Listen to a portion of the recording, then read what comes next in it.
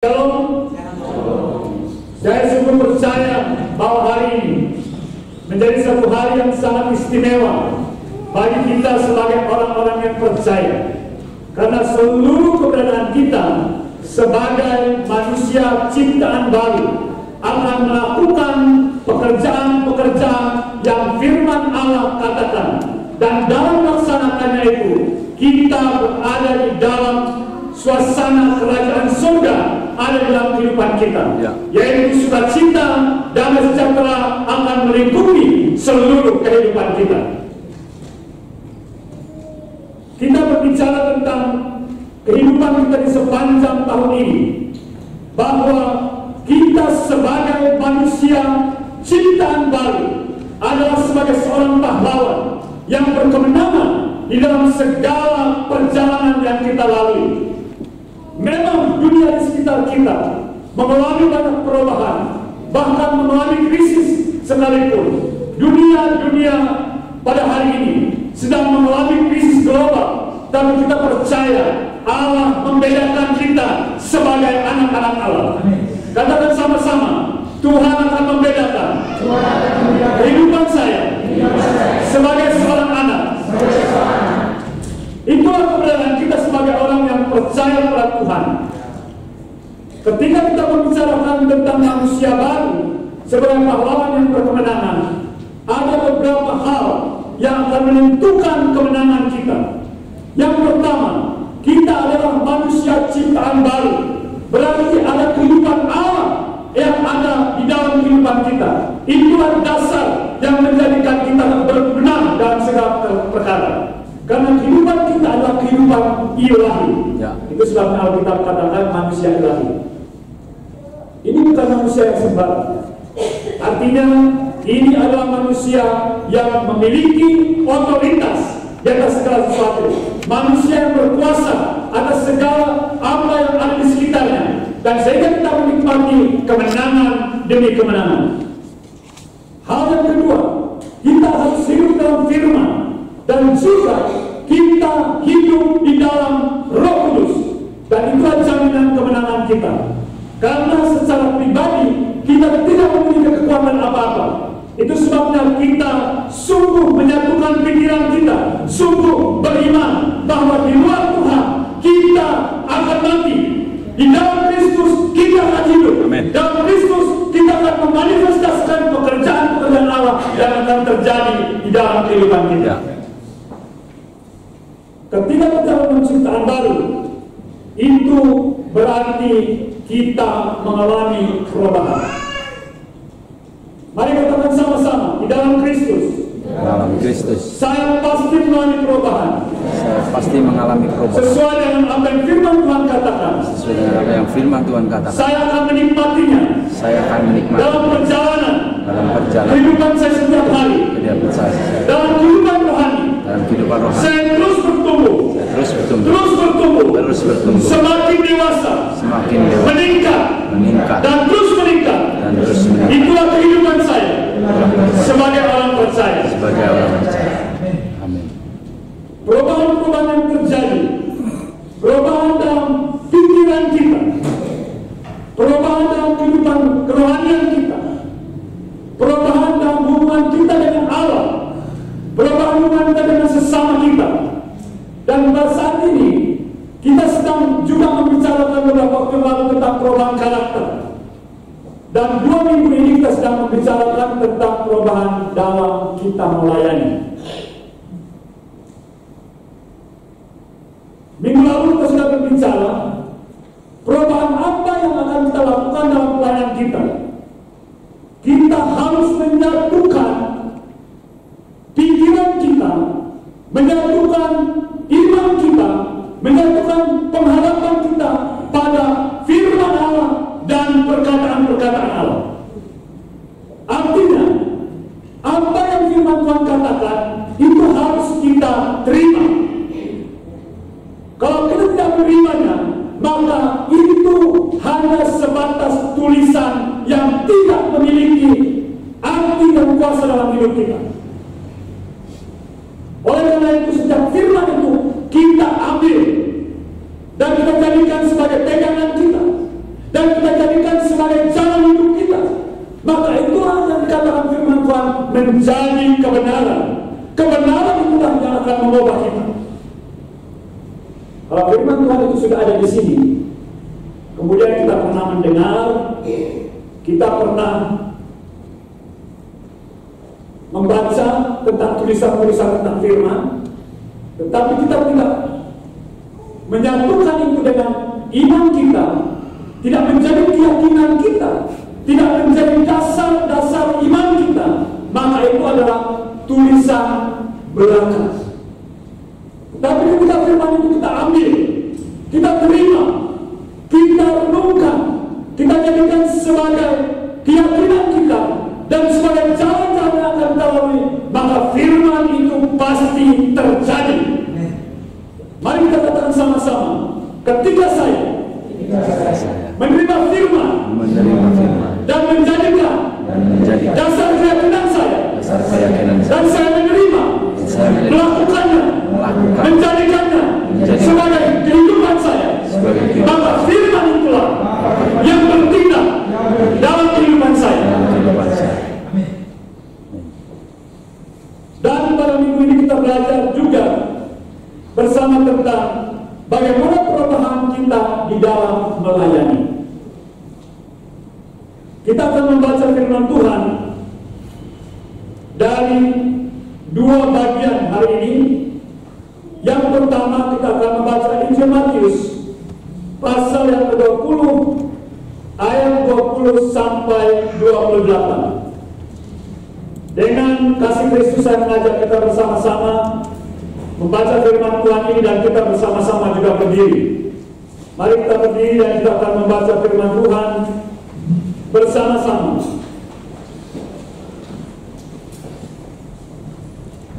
Yang pertama, Bapak Ibu, dan kedua pemuda-pemudi, remaja dan anak-anak. Judulnya adalah permintaan Ibu Yakobus dan Yohanes, bukan memerintah melainkan melayani. 1, 2, 3. Maka datanglah ibu anak-anak Zebedius serta anak-anak itu kepada Yesus, lalu sujud di hadapannya untuk meminta sesuatu kepadanya. Kata Yesus, ya, pemuda-pemudi, 1, 2, 3. Kata Yesus, apa yang kau ini? Jawabnya, berilah perintah supaya kedua anak ini boleh duduk tepat di dalam kerajaanmu, yang seorang di sebelah kananmu dan seorang di sebelah kirimu. Tetapi Yesus menjawab katanya, ini semua bapak-bapak dan ibu-ibu. Ya, 1, 2, 3. Tetapi Yesus menjawab katanya, kamu tidak tahu apa yang kamu minta. Dapatkah kamu meminum cawan yang harus kuminum? Kata mereka kepadanya, kami dapat.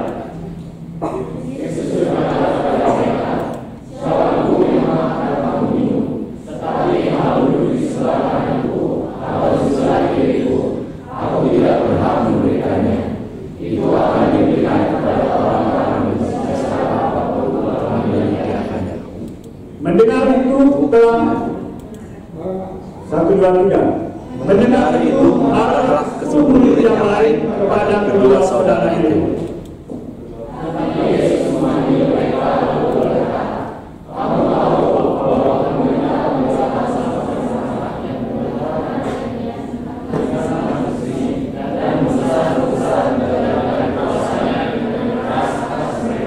Ya, diulangi. 25 dibaca dengan kejar-kejaran. Pemuda-pemudi, 1, 2, 3.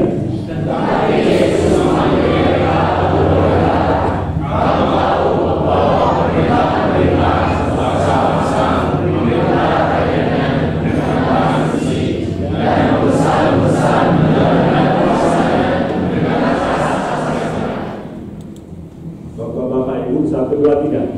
Tidaklah demikian di antara kamu, barang siapa ingin menjadi besar di antara kamu, hendaklah ia menjadi pelayanmu.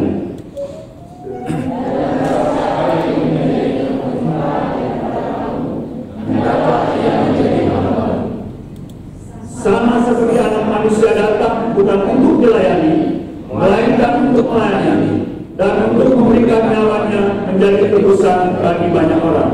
Sama-sama 1, 2, 3. Ayat yang ke-28 sama-sama semuanya 1, 2, 3. Sama seperti anak manusia datang bukan untuk dilayani, melainkan untuk melayani dan untuk memberikan nyawanya menjadi tebusan bagi banyak orang. Silakan duduk. Nanti kita akan baca satu ayat lagi.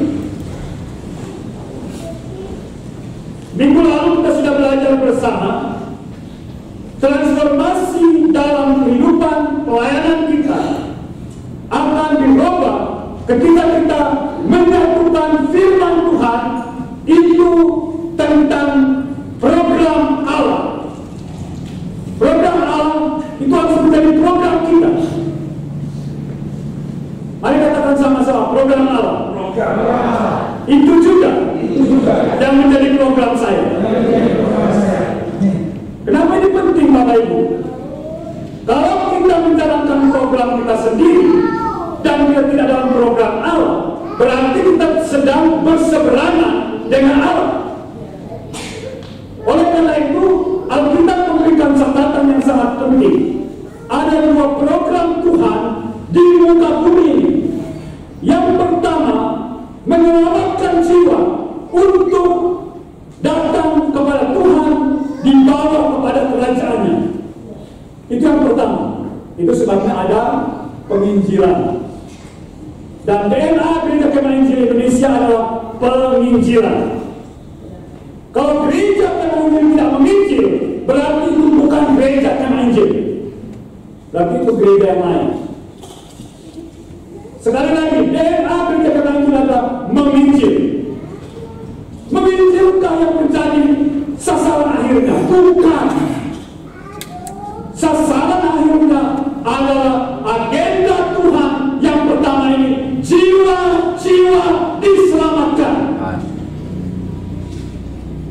Kalau kita menjadi orang percaya, selama kita hidup sampai pada hari ini, belum ada satupun jiwa yang kita bawa kepada Tuhan, berarti kita sedang berada dalam program yang lain.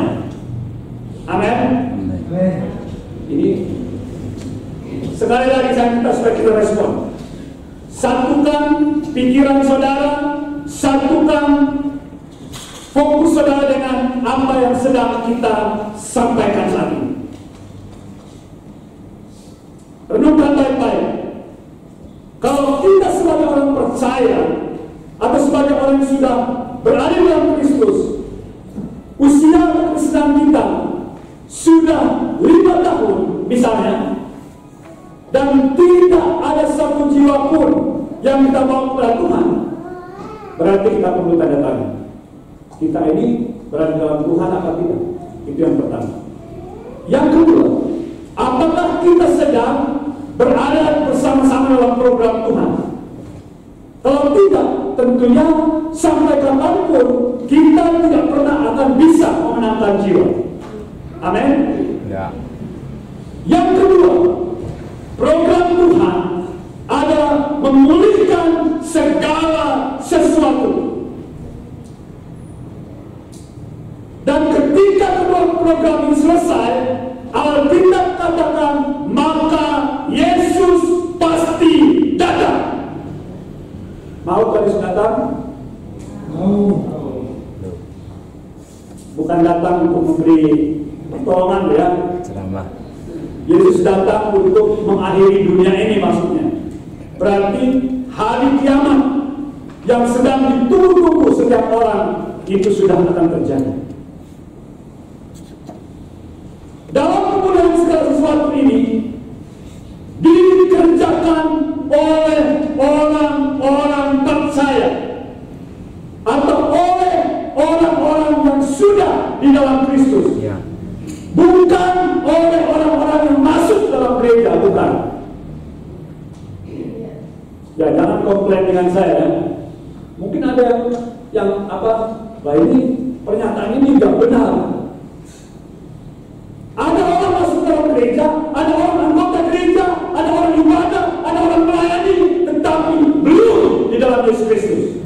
Orang-orang seperti itu tidak pernah akan yang pertama dipakai Tuhan untuk menyelamatkan itu. Tidak dipakai Tuhan untuk memulihkan segala sesuatu. Untuk memulihkan segala sesuatu, semua orang percaya harus melayani. Katakan sama-sama. Untuk memulihkan segala sesuatu. Untuk memulihkan segala sesuatu. Semua orang percaya. Semua orang percaya Harus melayani. harus melayani. Pertanyaan yang muncul berikutnya, melayani dalam bidang apa?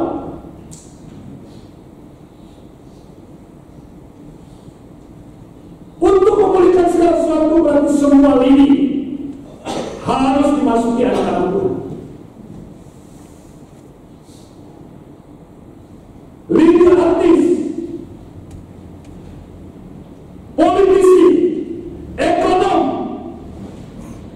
bisnismen harus dimasuki semua oleh orang-orang percaya dan akan memulihkan segala sesuatu yang ada di sana, membawa semuanya kepada Kristus.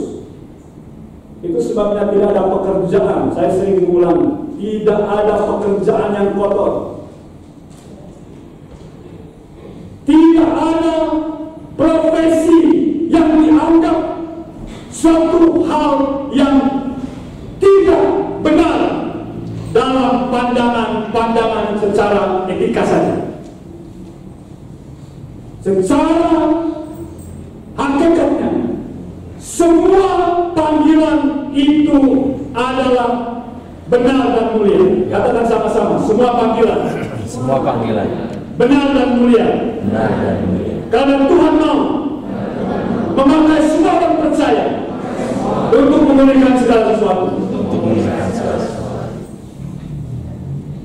Itu yang harus kita satukan dalam pikiran dan iman dan kita terima sebagai dasar keyakinan kita, supaya berubahlah pelayanan kita. Dalam pembacaan kita hari ini, hal yang kedua yang harus kita ubah adalah kita harus mengubah motivasi kita untuk melayani Tuhan. Katakan sama-sama, saya harus merubah motivasi saya untuk melayani. Dalam kisah yang kita sudah baca tadi, dikatakan ibu anak-anak Zebedeus datang kepada Yesus. Apa yang mereka minta dengan Yesus? Ketika engkau nanti berkuasa, taruh satu anak saya di samping kiri, taruh satu di samping kanan. Itu kan bahasa gambaran. Masa taruh kanan dan kiri? Boleh juga kan? Misalnya nih, hari ini Pak Jokowi datang dan ajak dua orang di tempat kita di sini. Kemudian satu duduk di sebelah kanan, satu duduk di sebelah kiri. Apakah sudah menjadi apa-apa? Nanti pulang ke rumah dia tetap seperti itu. Cuma masuk berita. Yang dimaksudkan di sini adalah berikan mereka jabatan, maksudnya ya. Jelaskan seperti itu. Berikan mereka jabatan dan kedudukan yang tetap. Kalau itu di dunia sekuler sekarang atau di dunia kita di dunia hari ini, yaitu ibu dan anak-anak itu datang, berikan saya SK, betul ya? Ya. Berikan saya SK dan bacakan di depan umum dan berikan saya jabatan, taruh di tempat sebuah kantor, begitu kan? Jelasnya seperti itu secara sehari-harinya sekarang. Kalau duduk sebelah kanan dan sebelah kiri, Pak, itu bisa saja. Yang dimaksudkan adalah berikan sebuah tempat kekuasaan. Sehingga Yesus akhirnya menjawab.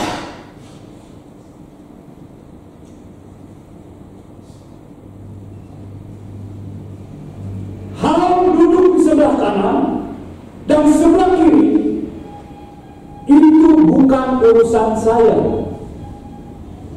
tetapi Allah Bapa yang berhak untuk menentukannya. Sekalipun seseorang memang turun dalam penderitaan,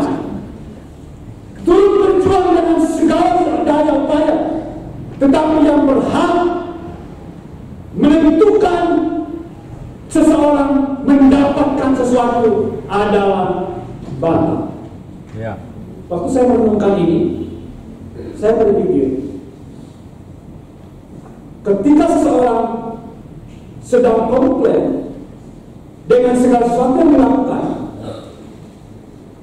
maka dia sebenarnya sedang memprotes, dan dia sedang mengatakan, ini Bapak tidak adil, Bapak tidak mengerti.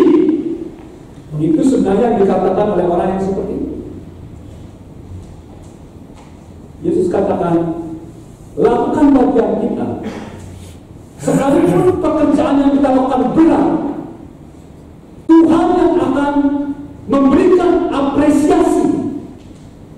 Bapa di surga yang akan memberikan apresiasi. Bapak Ibu, kita sudah tahu hakikat kebenaran Tuhan. Dengan kemahakuasaannya, kemahaadilannya, kemahatahuannya, kemahadirannya, segala sesuatu sempurna.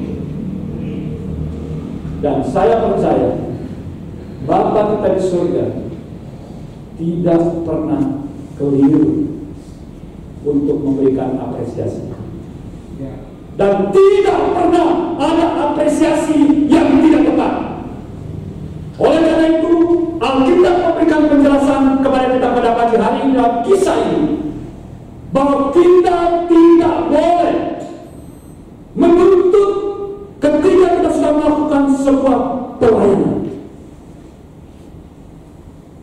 Bapak Ibu pernah mendengar ada orang seperti ini katakan, Tuhan, saya sudah melakukan banyak pelayanan, kenapa ini akan terjadi untuk saya, kenapa ini terjadi untuk keluarga kami?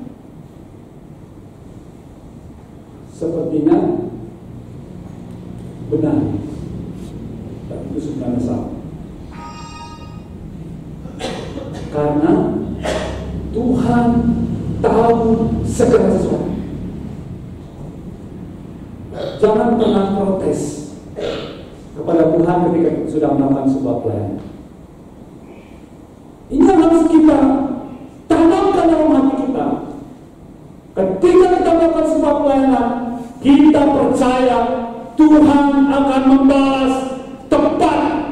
Katakan sama-sama, ketika saya sudah melakukan pelayanan, Ketika saya sedang pelayanan apapun, Tuhan akan melakukan bagiannya, memberikan yang terbaik dalam kehidupan saya. Oleh karena itu tidak pernah bosan-bosan untuk melakukan pelayanan. Ya. Ketika saya berkata tentang pelayanan, imajinasikan pelayanan apa yang Tuhan sedang percayakan kepada Bapak, Ibu, Saudara, dan anak-anakku di tempat itu. Ya. Baik pelayanan di gereja, baik pelayanan di masyarakat, pelayanan di mana saja yang Tuhan percayakan kepada kita, lakukan dengan benar, Ya. lakukan dengan akurat, Ya. lakukan dengan disiplin, Ya. dan terus-menerus jangan pernah berhenti. Ya. Karena apa yang kita lakukan itu akan pasti mendapat hasil. Amin. Bapa di surga itu haknya prerogatif. Orang di dunia saja diberi hak prerogatif ya. Kalau kita lihat di waktu masa-masa ini ada kondisi politik yang sedang terjadi di Indonesia hari-hari ini menjelang 2024. Ada beberapa ketua umum yang diberikan hak prerogatif. Ya, kita sudah tahu siapa-siapa ya. Ketua umum kan partai Indonesia kan tidak terlalu banyak. Walaupun diberikan hak prerogatif, ketika dia membuat keputusan salah, maka partainya akan mau menggugatnya. Ada ya dalam beberapa waktu ini satu ketua umum mau di KLB. Ini yang tidak tahu perkembangannya. Saya mau bukan membawa kita untuk membicarakan politik, bukan. Saya mau membawa kita bahwa hak prerogatif Allah Bapa di surga itu tidak pernah bisa digugat. Hak prerogatif Allah Bapa di surga itu adalah hak absolut. Karena di dalamnya tidak pernah ada kekeliruan. Ya. Di dalamnya tidak pernah ada kesalahan. Ya. Dan semuanya akurat, semuanya tepat, dan semuanya bersih. Clear. Ya. Oleh karena itu, apa yang diminta oleh anak Zebedeus beserta ibunya ini sebenarnya tidak pantas. Dan saya dan Bapak Ibu Saudara juga tidak pantas untuk komplain kepada Tuhan kalau kita sudah melakukan sesuatu dalam pelayanan.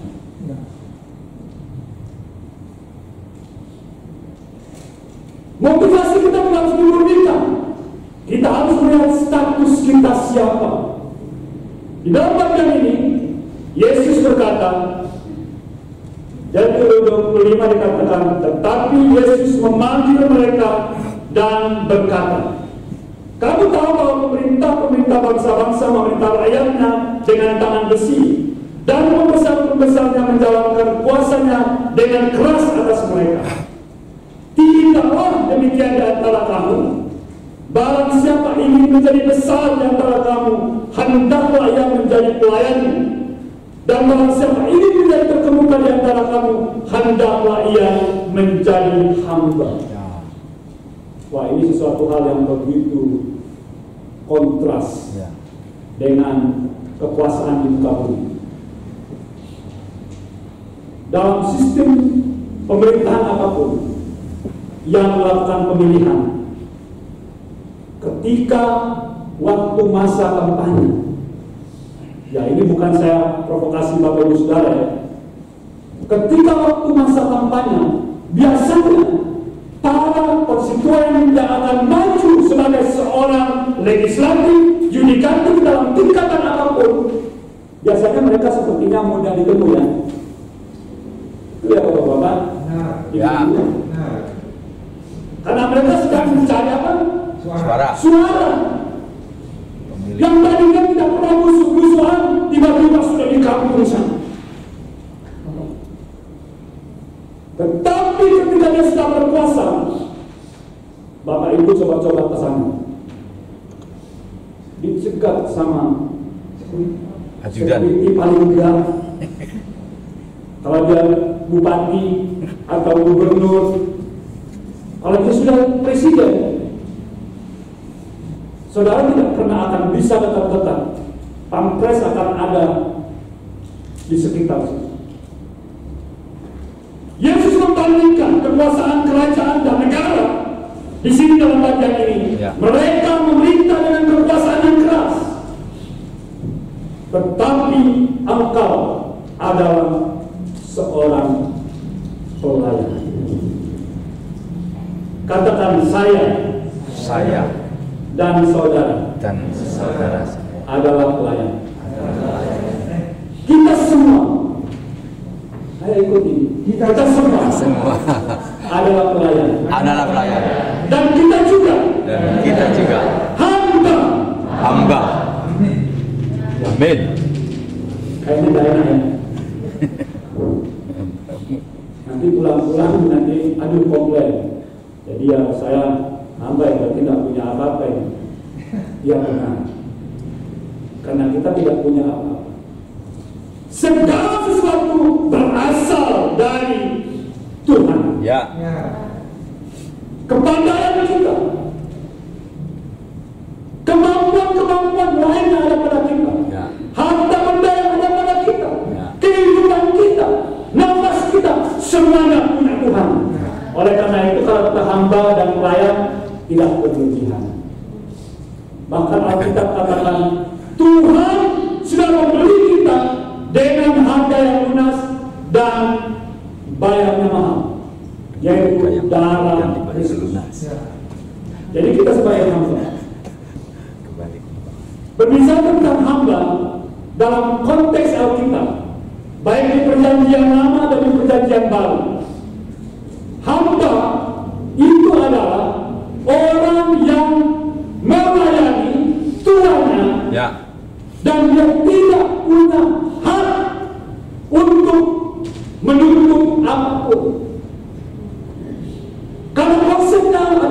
konsep budak. Budak di dalam bagian ini dikatakan mereka itu bermacam-macam asal usulnya. Kalau di Perjanjian Lama, di Perjanjian Baru, istilah budak itu harus kita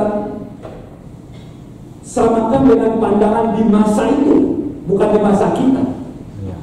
Kalau disebut pelayan di masa kita, ada pelayan hotel, ada pelayan apa lagi? Restoran. Ada pelayan restoran, ada pelayanan apa? Kampus. Ya, pelayan kampus juga ada pelayannya juga. Ya, yang pelayan. Tapi pelayan itu tidak semuanya akan menjadi orang yang tidak punya hak. Mereka punya hak. Hukum perburuan mengatur hak-hak mereka.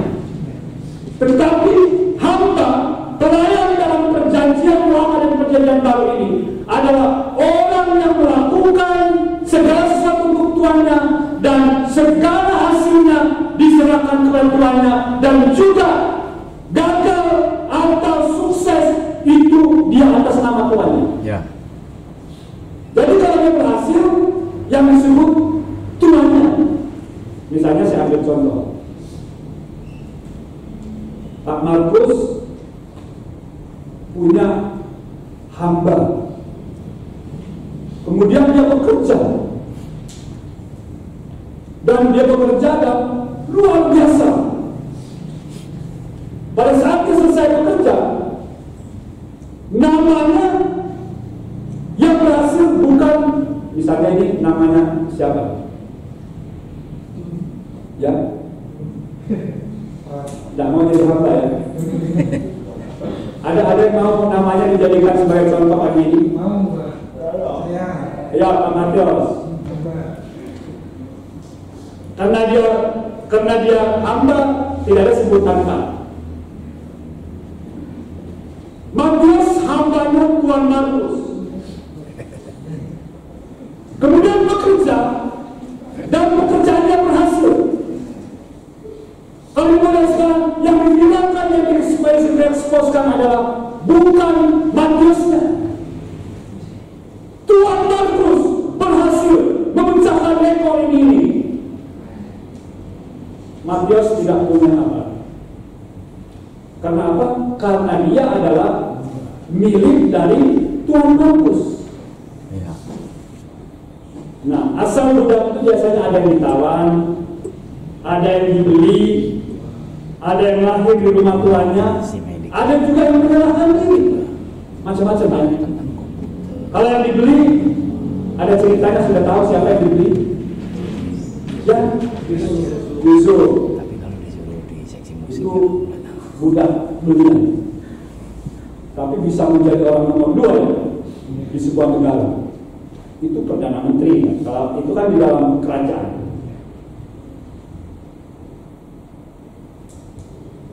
Jadi budak itu tidak punya hak. Kita adalah budaknya Allah. Katakan sama-sama, kita budak. Kita budak Allah. Nah, istilah yang dipakai di dalam Alkitab itu, kalau di dalam Perjanjian Lama, kita aboda Elohim, kita Eyet Elohim. Kalau di dalam Perjanjian Baru, Doulos Elohim, Doulos Kurios. Ya. Terus kita juga sebagai diakone, seorang pelayan Kristus. Tapi jangan khawatir, kalau kita pelayan Kristus, kita tidak pernah terlantar. Amin. Amin. Orang-orang yang melakukan pekerjaan Tuhan itu tidak pernah terlantar. Ya.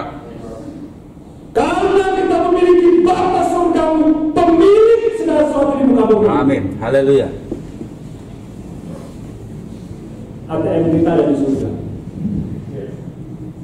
Tapi ada yang bilang komplain, Pak, kami mau ATM-nya ada di dalam bank, Pak. Di surga dan di bumi. Betul ya? Betul ya? Saya mau ATM-nya di bank. Saya mau akun saya ada isinya berapa digit.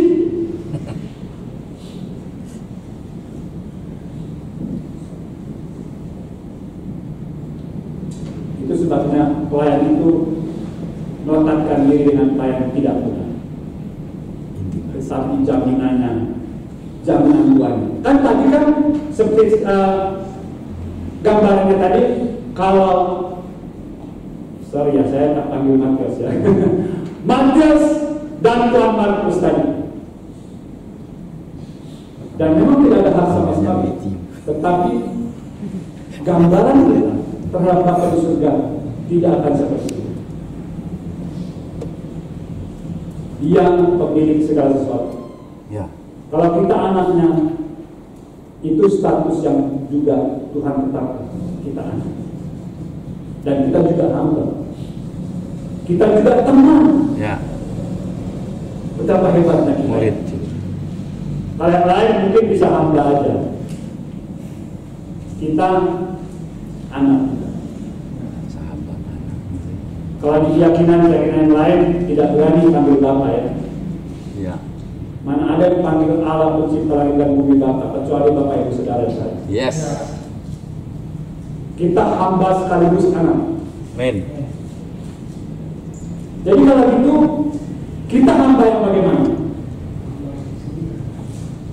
Kita adalah hamba dengan status sebagai pemilik perusahaan. Ya kan? Ya. Ya.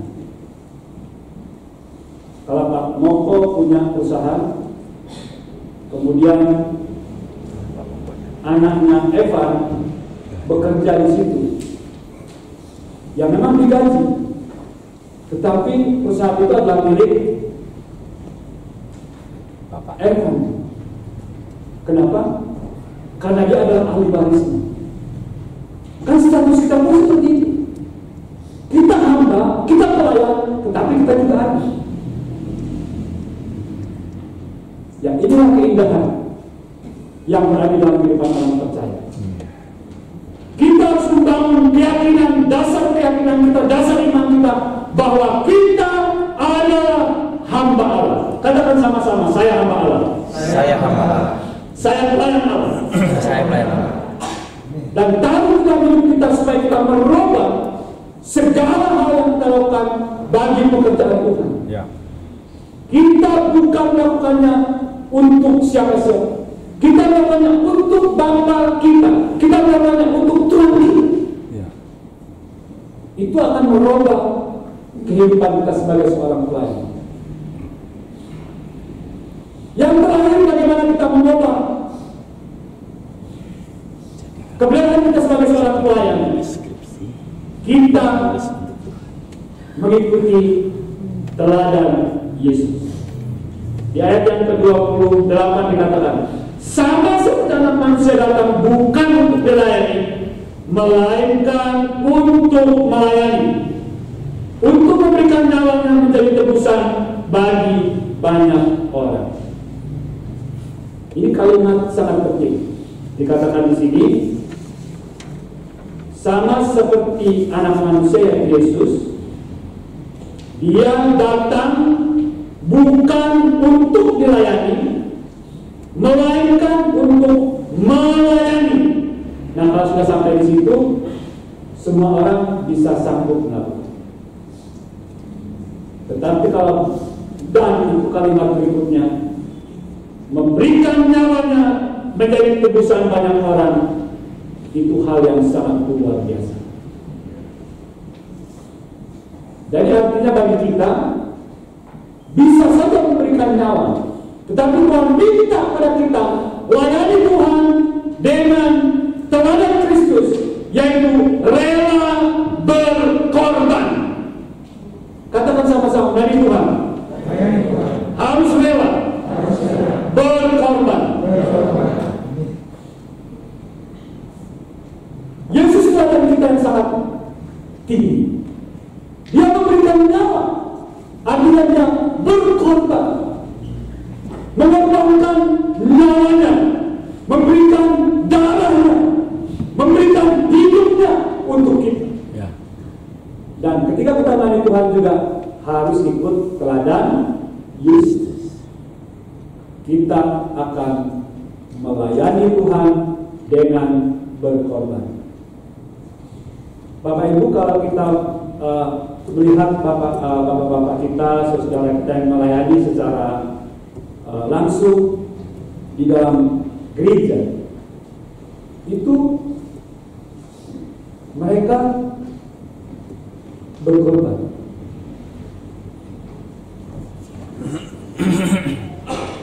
Tapi kalau kita ikut ibadah, itu harusnya juga mau berkorban juga. Saya ambil contoh. Ini mereka yang melayani hari ini di altar. Ya, kalau MC itu saya tanya langsung saja supaya kita ini dapat memahami ya. Ya, hari ini yang MC kita adalah saudari Ocha. Waktu jadi WL, apakah langsung tampil di sini? Persiapannya sih doa itu, terus cari lagu,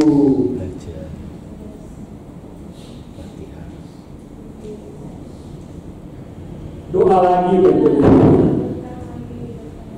ya. Kemudian sesudah itu pergi latihan di sini. Ini baru satu yang saya kasih contoh ya. Pergi latihan di sini. Kira-kira pengorbanannya apa aja yang sudah dilakukan? Waktunya, tenaganya, pikirannya, hatinya, uangnya. Ya, uangnya masa datang di sini sejak bayar apa?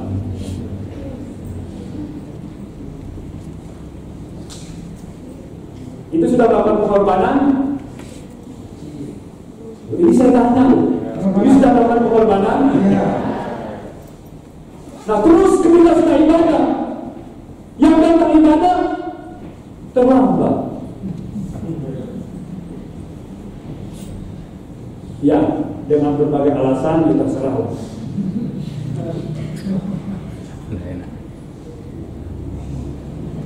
Pertanyaan saya, Bapak Ibu yang pergi ibadah itu pelayanan atau enggak sih? Pelayanan. Itu pelayanan juga. Kalau kita datang sini beribadah, kita bersyukur dengan Tuhan, kita berdoa untuk orang lain. Ya, paling tidak ada sedikit-sedikit untuk orang lain. Kita juga melayani kan? Ya. Kita harus berkorban juga. Ya, yang lain halnya di sana ada yang kerja terus jamnya memang sudah mepet gitu ya. Ya, itu di luar dari hal yang tidak bisa tersampaikan di sini. Tapi yang saya maksudkan sudah tidak buat apa-apa. Pagi-paginya bangunnya juga istilahnya orang Jawa itu leye-leye, apa tadi? Apa? Ngeplok. Apa lagi Pak? Masalah orang apa?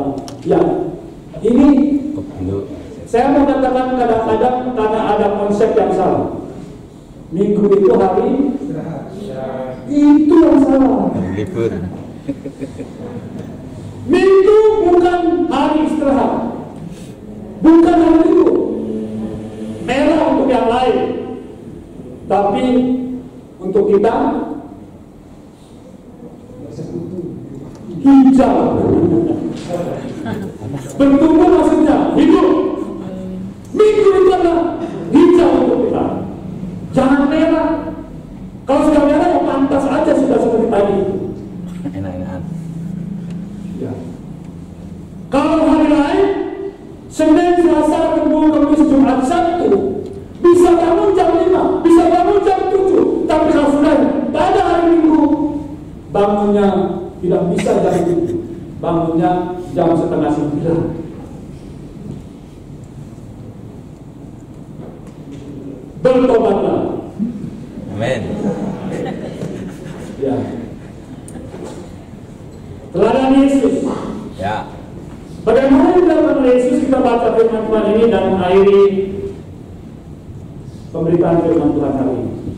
Kita sama-sama buka Filipi pasal yang kedua, ayat yang kelima sampai ayat yang ke-11. Saya ajak kita kembali berdiri.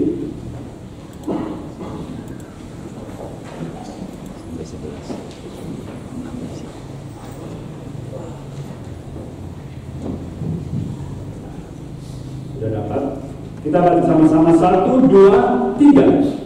Hendaklah kamu dalam hidupmu bersama melalui pikiran dan perasaan yang terdapat juga dalam Kristus Yesus, yang walaupun dalam hidup Allah tidak menganggap kesalahan dengan Allah itu sebagai milik yang harus dipertahankan, melainkan telah mengosongkan dirinya sendiri dan mengambil rupa seorang hamba dan menjadi sama dengan manusia, dan dalam keadaan sebagai manusia ia telah merendahkan dirinya dan taat sampai mati, bahkan sampai mati di kayu salib.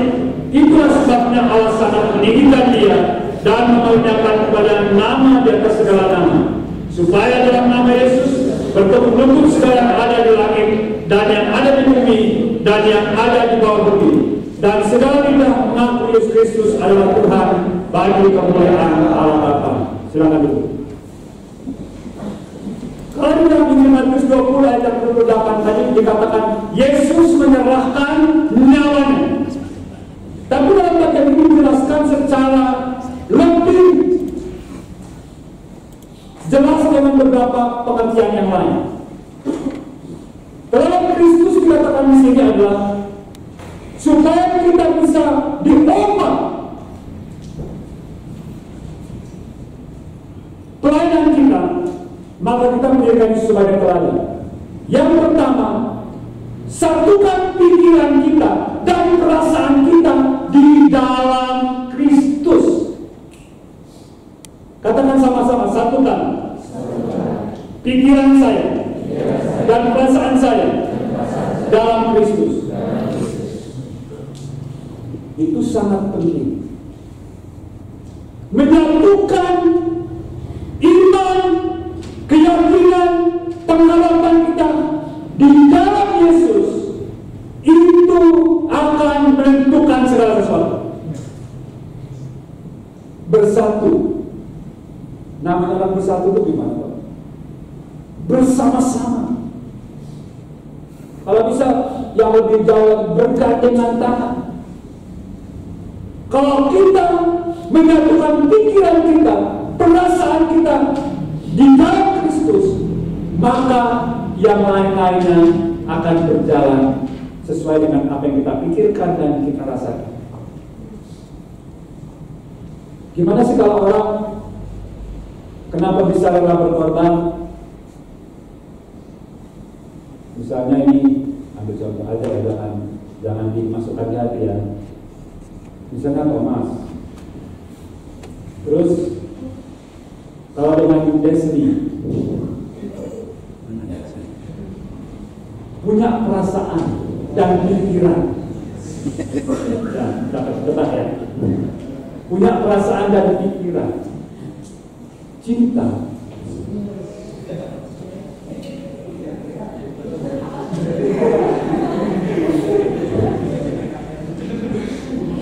kira-kira kalau Thomas ke asrama Tumuyun jauh nggak sih? Dekat. Rasanya itu loh, bukan jaraknya. Jaraknya tetap sama, tapi rasanya itu dekat. Hanya sepelemparan batu. Selemparan batu, selemparan pandangan gitu.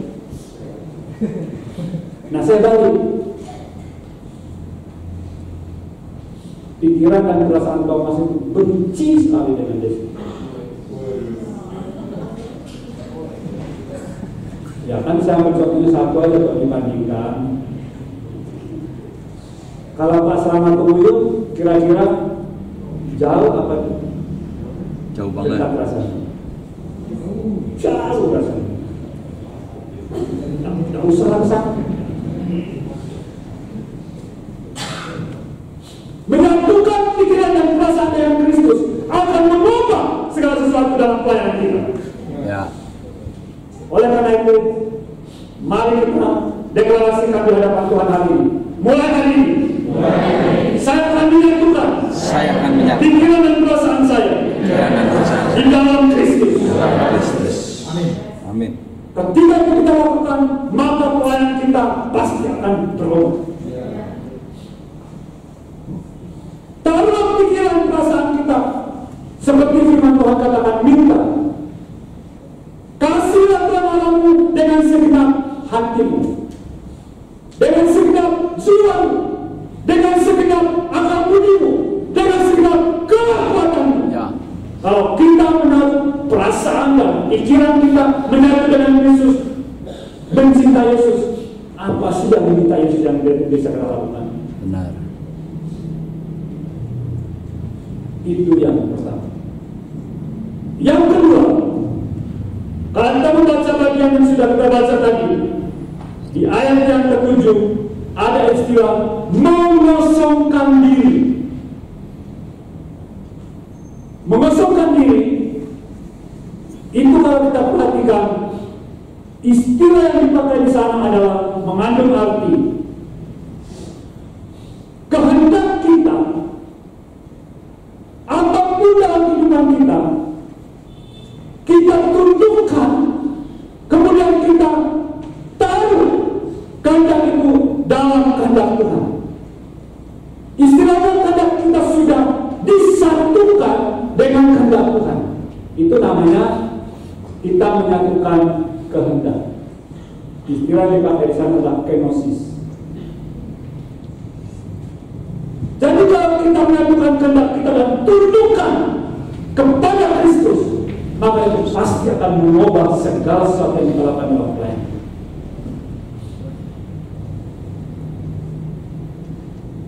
Keinginan kita sesuaikan dengan keinginan Tuhan. Kerinduan kita sesuaikan dengan kerinduan Tuhan dan firman-Nya. Dan pelayanan kita pasti akan berubah.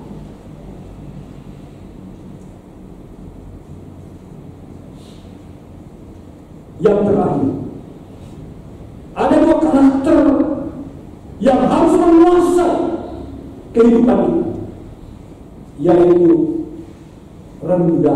merendahkan diri atau rendah hati dan taat. Ya. Itu kedua hal itu sangat penting untuk kita dalam pelayanan. Kalau orang tidak rendah hati, atau lawan kata rendah hati apa? Tinggi hati atau sombong. Kalau orang sombong, itu sudah tidak bisa diajak pelayanan. Kalau orang sombong, itu tidak bisa jadi karyawan yang baik. Kalau sombong tidak bisa pegawai yang baik. Kalau orang sombong itu biasanya dia mau menang sendiri. Itu rentetannya pandang. Jadi kalau kita bersama dengan orang yang rendah hati, nyaman. Amin. Dan juga orang yang taat. Lawan kata taat apa? Berontak.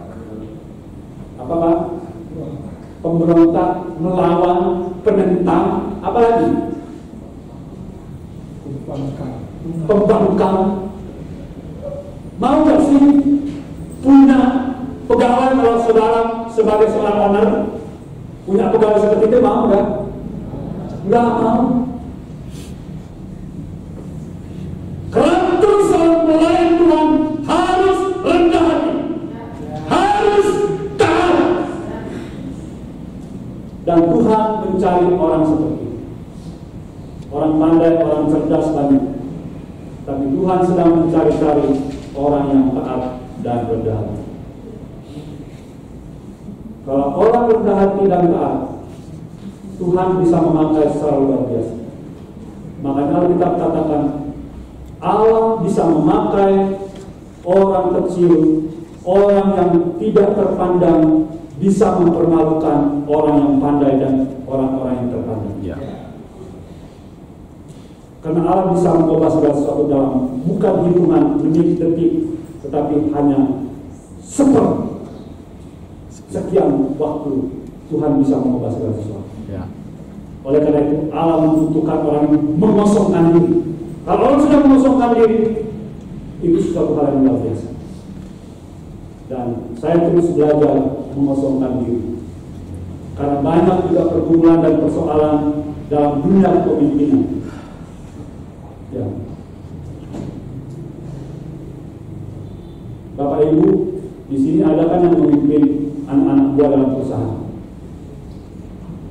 Kalau saya diberikan kepercayaan Tuhan sampai 2026 itu memimpin pendeta-pendeta. Dan semua kita yang ada di dalam level kepemimpinan itu membutuhkan pengosongan diri. Kamar kesana banyak-banyak ya. Mahasiswanya banyak. Pak Marjos banyak mahasiswanya. Pak Parjo punya pegawai. Pak Sugeng, Pak Yanto. Kita pasti mendoakan semua orang di bawah kepemimpinan kita. Mereka semua adalah orang-orang yang menyatukan kehendak, perasaan, pikirannya dengan kita.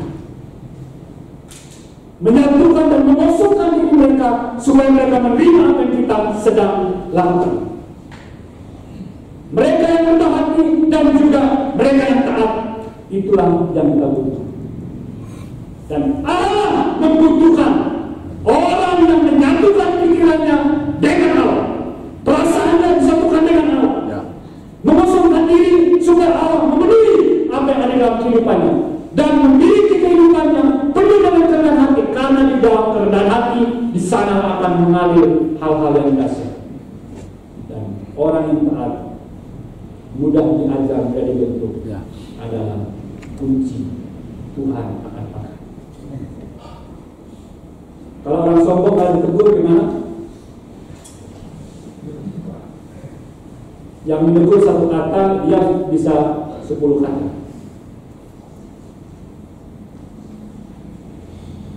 Dan itulah hal yang akan mengubah kehidupan kita sebagai seorang yang mau melayani.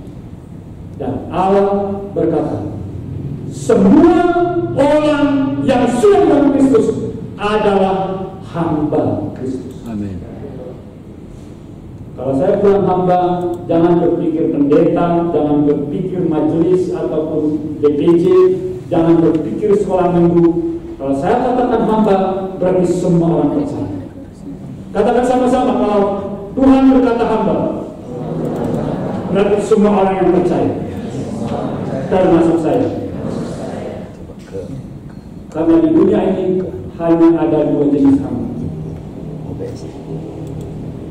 Hamba Tuhan dan hamba mama mungkin dunia.